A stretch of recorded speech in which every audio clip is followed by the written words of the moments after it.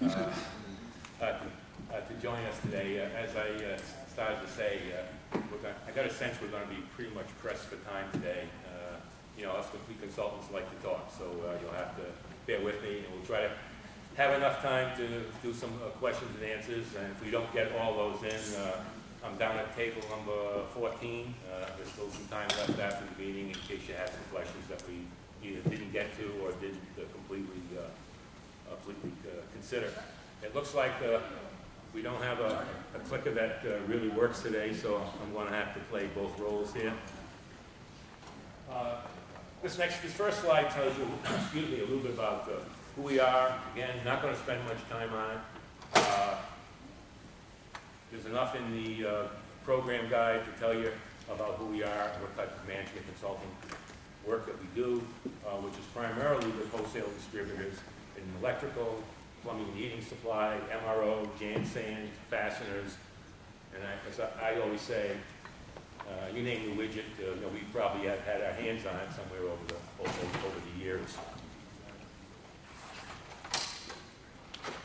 So I got invited to this event, and I graciously accepted. It was a great opportunity. I had never been here to an IDEA meeting before. Somewhat familiar with it, but had never been invited. And I accepted, and then at some point I received the agenda. And when I received it, I kind of went, uh-oh. First of all, I'm only getting about 50 minutes to talk.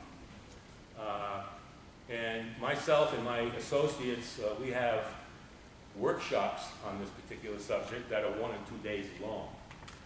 So at some point, you're going to realize we're going to be flying at a pretty high level today. But I think enough detail, if you will, to give you at least a little taste of what lean is, and particularly in lean distribution, and how it affects some of the issues that we have with supplier collaboration. I also saw some of these statements that were in the guidebook, things having to do with data, a lot of statements about data and driving costs out of the supply chain, which is a big area for me, how the electrical channel communicates and collaborating based on partnerships with trading partners. And when I saw that, I said to myself, you know, I got to make some adjustments here, because I'm not going to be speaking just to the lean philosophy, if you will, but going to try to make it as pertinent as I can to you folks. And I know there's a lot of IT people here.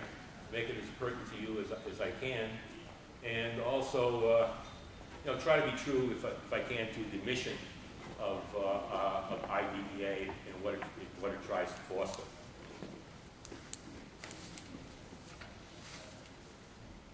So our agenda for today is to talk about lean thinking, what it is, what it's not in some cases, and talk about what its objectives, the principles of it, and we're going to talk a little bit about the culture, because there are some, let me call them culture requirements to have a significant impact on the company. We'll give you a brief history of where lean came from. Not a long story, but I think it's important to know and understand where it came from, because I think it gives you credibility. We're going to transition fairly quickly into, at that point, into lean distribution, lean supply chains, and hopefully challenge some of your assumptions. If I'm fortunate, I might even change some of your thinking. At least I hope so. And then we're going to talk about some of the what-ifs, as it has to do with how we can improve the whole focus on supplier collaboration. You know, it's a term that gets a lot of talk, and very frankly, it's kind of overworked at some point, to the point where I think it's, in some sense, has lost its meaning. So we kind of want to help you redefine the whole issue of supplier collaboration.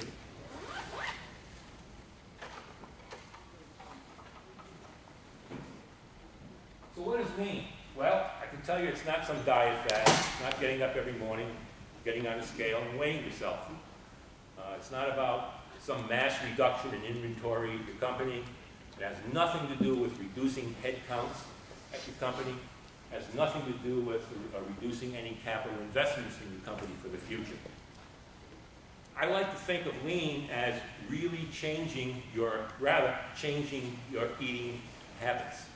That is, the way you consume your resources. Also, lean is not meant to be some type of a one-time event. You do it and somehow it's over, and then you go, well, what do I do now? But rather, lean is an ongoing commitment to something called continuous improvement. And we'll talk more about that in a few minutes. Excuse me for walking back here, I'm at a disadvantage. So I would say that lean is a way of thinking as well as a process that we can use to further define some of the objectives of it.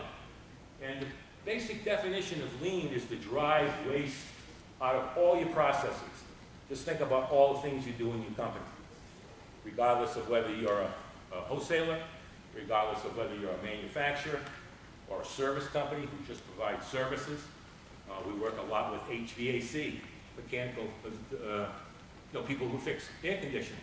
They have processes, and they also find they have a lot of waste in their processes. So lean is just not relegated to manufacturing, which is where it came from. It's just not relegated to distribution. But any type of company who has processes they have to perform are eligible in terms of taking a lean thinking approach to what they do. And when we drive out waste and eliminate waste, what we're attempting to do is create more value to your customer. And let me define customer here as not only your external customer, but your internal customers also. That is the other people you work with, because you all have some part of a process that you work together on.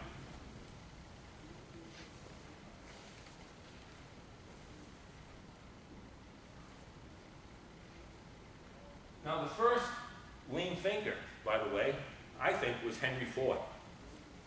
Now, Henry Ford was the fellow that brought us the automated assembly line, something called moving conveyance, where work, in fact, was brought to the workers on the assembly line, as opposed to the old days when workers went to wherever the materials were. And Henry, for a long time, after introducing the Model T, did very, very well, as long as you bought a black Model T. You've all heard the story. You could buy any color Model T you wanted as long as it was black.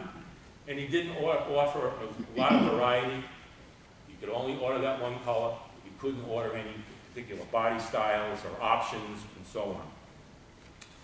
So when our old friends Toyota decided to get into the automobile business as far back as back in the 1950s and early 60s, they recognized what Henry Ford was grappling with and what other automotive companies have been grappling with in terms of providing variety to their customers. And that was, how can they reduce the cost of model changeovers, changing over product in some way, modifying it, installing something, an option on the fly while it's going down the production line, was often a very, very costly enterprise for them. So they focused on reducing model changeover costs. They also focused very heavily on reducing what they call production lot sizes. That is, as opposed to running 1,000 cars down the assembly line that all looked exactly and contained the same content, they wanted to be able to satisfy, create value to their customers by offering them choices. So they decided they were going to find a way of making cars in smaller batches of production. So there may be some cars going down the line that were yellow, some that were black, some that were convertibles, some that were hardtops. And they decided they were going to focus on being able to make these quick switches. One other thing they did was also find that they had to reduce inventory. And this extended also to their suppliers, where their suppliers were only going to provide inventory and put on the factory floor only when that product or material or part was actually necessary. So they found ways to collaborate with their suppliers, and they found ways, very importantly, to collaborate with their own employees, in that they encouraged their employees to come up with better ideas as to how to do things.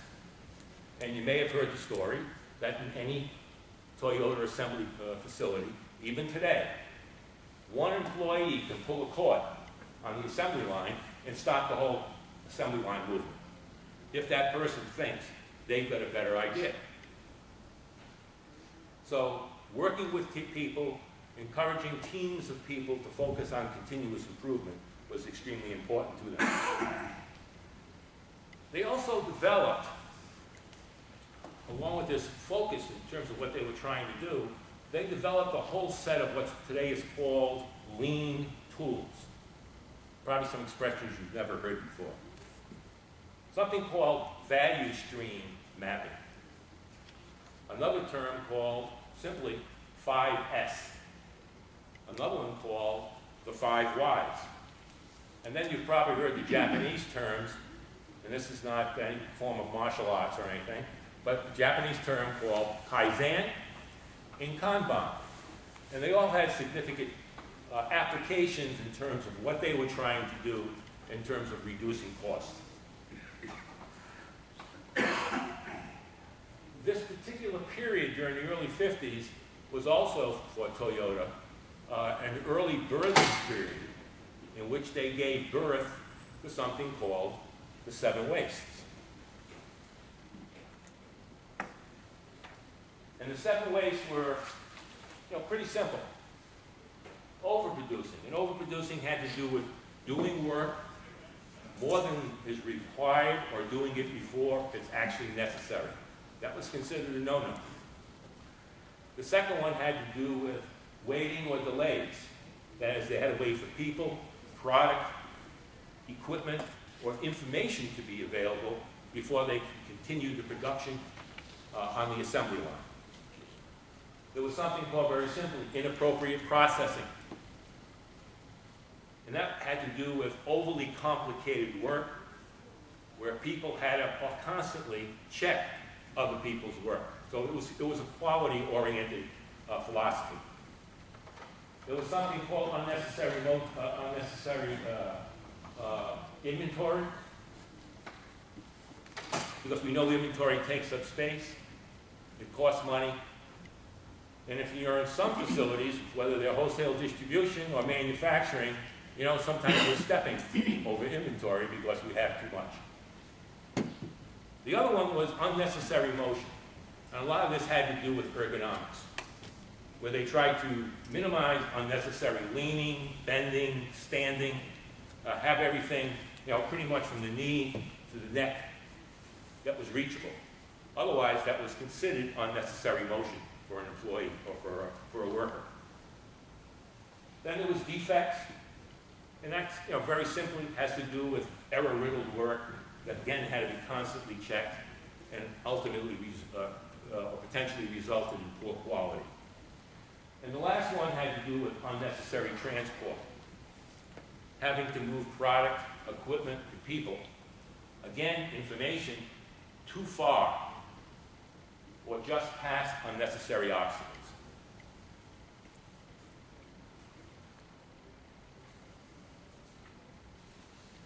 Now, as you might expect, since they were the people who gave birth to the lean movement, they developed some very specific lean principles, and as I mentioned to you earlier, some of these tool sets, which unfortunately we can't get into today in any detail, because each one would take a long time to explain and really understand. But one of the principles they felt very strongly about was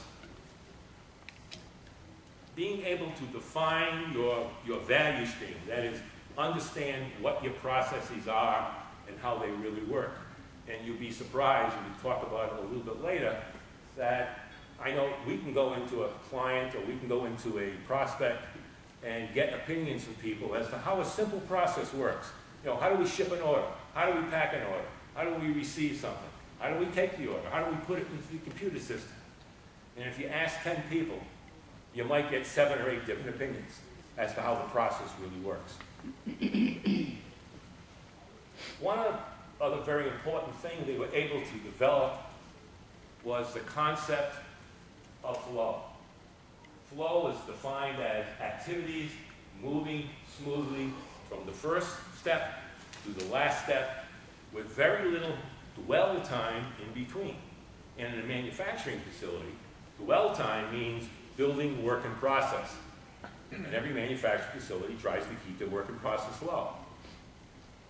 They also developed the concept of pull, which we'll talk about a lot today. And that has to do with letting customer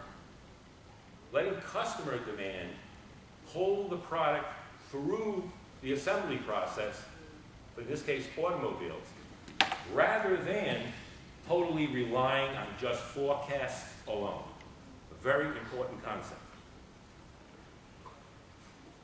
And although they knew that what they were trying to do was, in a sense, pursue perfection, and we know perfection is impossible, they did feel that there was no end to continuous improvement. And they continued to peel the onion, as I always say, and continue to uncover the barriers to the next improvement. So that gives you a little idea of what their thinking was.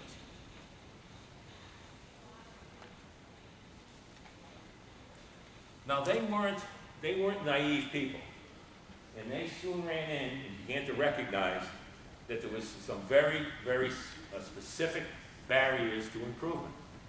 And they identified the 4 major ones. First barrier is people. Now, we know people have specific knowledge about what they do. We know they have specific skill sets that they can bring to the table.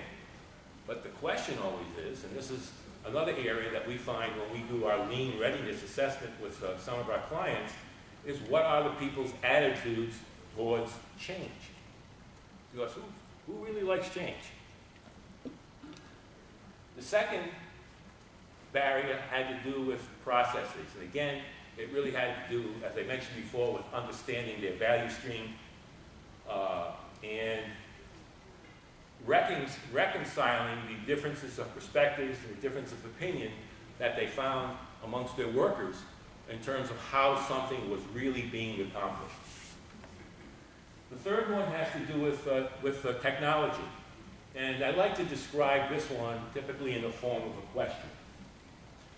Does technology support the processes that you want, or are processes being made to fit your technology? Very interesting question, because I've seen both. Okay? The last barrier had to do with performance measurement. They found that they had very little performance measurement. So they said, if we're going to make all these improvements, we're going to use the lean philosophy of driving out waste.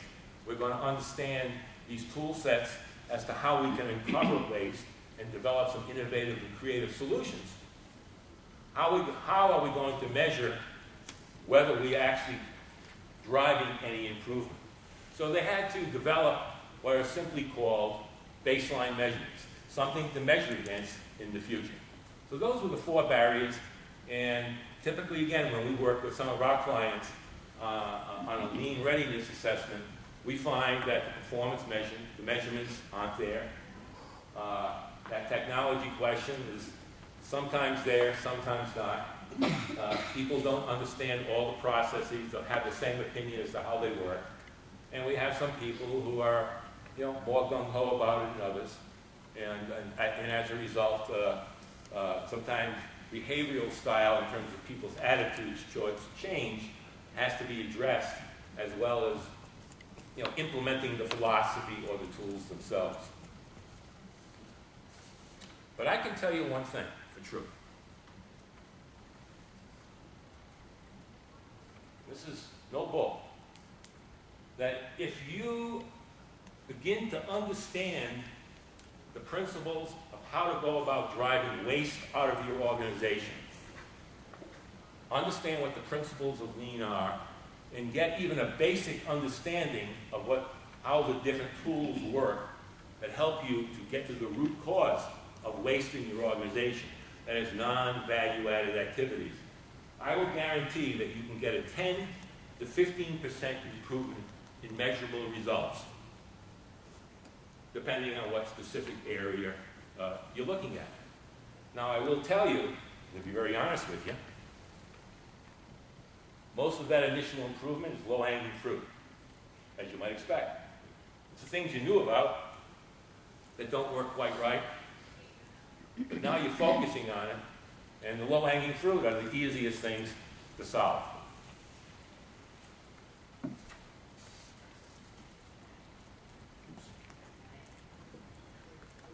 But I'll tell you something else.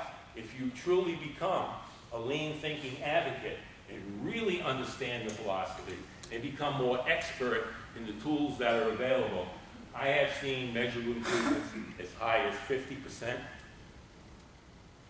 and in some cases greater. So I don't want you to think I'm crazy. Okay? That I'm not. But one thing I can tell you very, very truthfully, that is the real truth, is that upwards of 60% of the activities that you perform in your organization, not you specifically, but the general you, the company, and upwards of 60% of the activities that you perform in your organization add no value to either your external or internal customer. And that's been proven time and time again. So it would seem to tell us, to me, I think it's kind of logical, maybe it is to you, that those activities, if we eliminate them, can represent your greatest potential source of performance improvement. So if we recognize this, I think it becomes an excellent starting point to recognize that only a small fraction of what we do, a very small fraction of the total time and effort in any organization really adds any value. Now, I will say there are some things we do don't add a lot of value, but sometimes we just have to do them. Customer demands we do something a specific way. But in most cases, when you really get down to it, you can uncover a whole host of processes that we do. Why? Because that's the way we've always done it.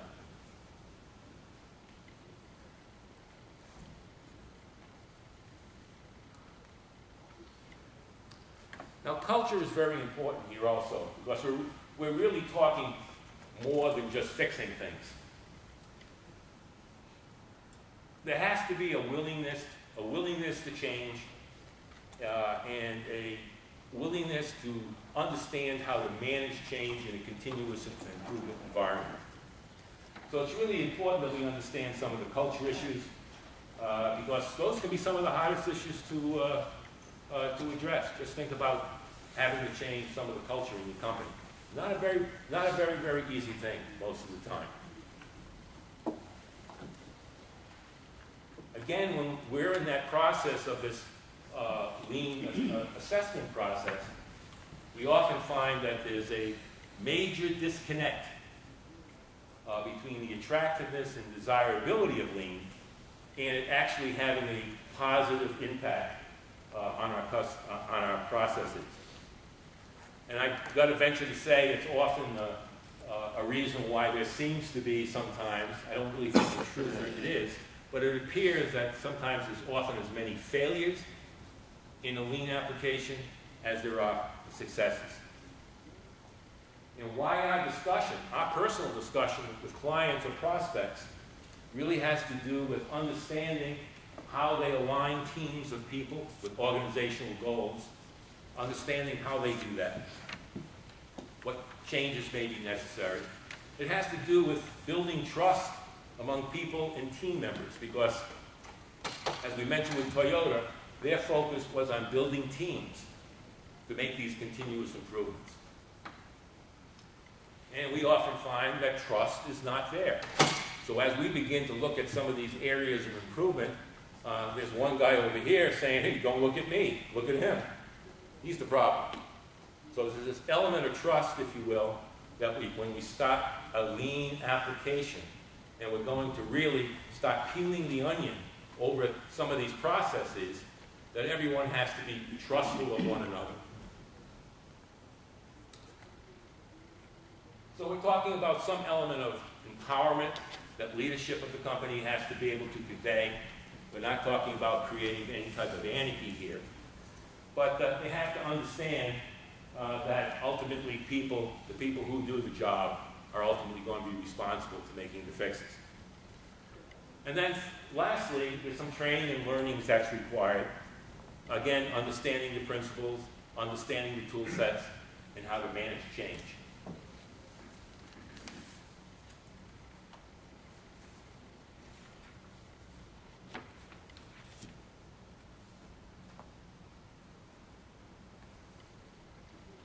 Now, if you look at any company's internal sequence of events, and by the way, this one I think is pretty close to representing a distribution organization, where we start with processes that surround the sales and marketing effort, order quotation, order management, purchasing and inventory fulfillment, the distribution, that is the physical pick, pack, and ship out of the organization. There's some financial accounting that goes on in terms of receivables and posting the invoices. And then in most cases, there's what I call post-order activities that go on, returns, pricing corrections, fix-it type things. So if you understand what goes on in this sequence of events, this is really your first step in understanding what we earlier called understanding your value stream. Let's take a look at how we might break down each process. Within each of those functionalities, we have processes, steps we take, things that people do. And this is my very simple quote diagram of a process. And let's say that we need to, I'm sorry, one ahead, please. Good. So here's a diagram of a process. It doesn't really matter at this point in time what the specific process is, except that we know in processes we have inputs and outputs. But let's take a look at line 2. And these are the various steps to accomplish a specific process. And you can see in the first block, man, that process works great. Never any errors, it goes fast. It's working at, I'm going to call it 100% effectiveness, for lack of a better word. The second step, now somewhat poor, at 94%. Third step, that works very, very well. The fourth and fifth step, something less than 100%. So it only takes, even though some processes work effectively, it only takes one step in the processes to get screwed up to affect the overall efficiency. And I can tell you that this entire system operates at about 90%. Simple mathematics. Take 100 times 94 times 100 times 98 times 98, in decimal form, you'll come out to 90%.